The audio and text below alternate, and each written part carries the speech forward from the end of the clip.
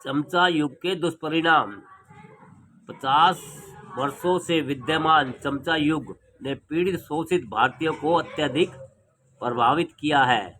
राजनीतिक प्रभाव से लेकर जीवन के प्रत्येक क्षेत्र और मानव गतिविधियों के सभी क्षेत्रों में आज इसने उन्हें प्रभावित किया है। चमचा युग के इन प्रभावों की सिर्फ गलत ही कहा जा सकता है, बुरे के अलावा और कुछ नहीं। सबसे खतरनाक दुष्प्रभावों को 7 श्रेणियों में क्रमबद्ध किया गया है, जिनका संक्षिप्त विवरण अगले कुछ पृष्ठों में दिया गया है। ऐसा ही हास्य से किया जा रहा है कि प्रभावित भारतीय जनमानस न केवल इन दुष्परिणामों के निराकरण के लिए तौर तरीके खोजेंगे, बल्कि स्वयं चमचा युग को समाप्त करने के लिए संघर्ष छेड़ेंगे।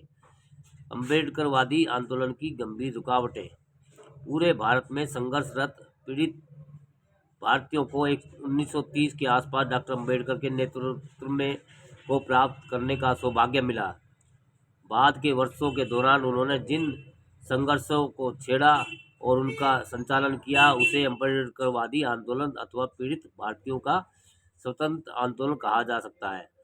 इन आंदोलन का तत्कालिक प्रभाव यह हुआ कि डॉक्टर अम्बेडकर सन 1930-32 के ईस्वी के दौरान गोलमेज सम्मेलन में उनके लिए पहचान या मान्यता और अधिकार दोनों प्राप्त कर सके। महात्मा गांधी ने 24 सितंबर 1932 को अछूतों पर पुनः पैर थोप दिया था।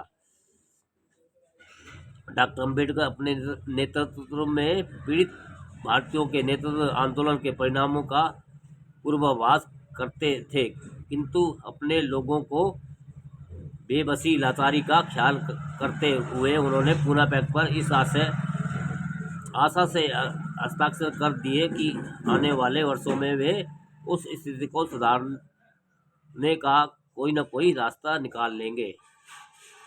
उनके द्वारा 1956 तक चमचा युग, जो पुनः पैक की पैदाइश है, के प्रतिकार के लिए वह हमारे बीच मौजूद रहे। लगभग 24 वर्षों की इस अवधि पर नजर डालते हुए हम इस निष्कर्ष निकाल सकते हैं कि यह काम उनके जैसे कद और क्षमता वाले व्यक्ति तक के लिए भी बड़ा था। यहाँ तक कि 1946 में स्वयं को संविधान सभा के लिए निर्वाचित कराने के लिए उन्होंने बंगाल जाना पड़ा, जबकि पूरे भारत में उनकी पार्टी पराजित हो गई। 1952 ईस्वी के आम चुनाव के दौरान उनकी पार्टी पुनः हार गई और सन 1952 ईस्वी और 1954 ईस्वी के चुनाव में स्वयं सवर्ण हिंदुओं की कांग्रेस के अनजाने से उम्मीदवार के हाथों पराजित करा दिए गए।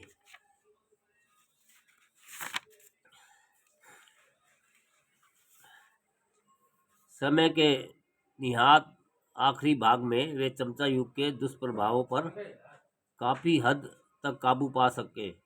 इस प्रकार वर्ष 1956 में अम्बेडकरवादी आंदोलन में लगभग सभी मोर्चों पर, सामाजिक, आर्थिक, राजनीतिक और यहाँ तक कि धार्मिक मोर्चे पर हम एक उभार स्पष्ट रूप से देख सकते हैं, किंतु उसके बाद उन्होंने हमारे बीच रहना ही नहीं था। शायद अपने जीवन के अंत का पूर्वाभास करके ही वे अपने लोगों और साथियों के लिए अत्यंत महत्वपूर्ण संदेश देकर चल बसे।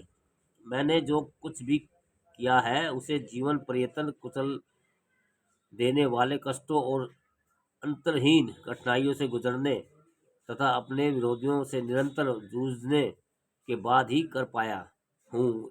बड़ी मुश्किल से मैं यह कारवां यहाँ तक लाया हूँ जहाँ आज ये दिखाई पड़ रहा है। इसके रास्ते में किसी भी तरह की बाधाएं क्यों न आए, किंतु यह कारवां आगे ही बढ़ता रहना चाहिए। यदि मेरे अनुयायी इस कारवां को आगे न ले जा सके तो उन्हें उसे वहीं छोड़ देना चाहिए, लेकिन किसी भी कीमत पर इसे पीछे जाने की अनुमति नहीं देनी चाहिए।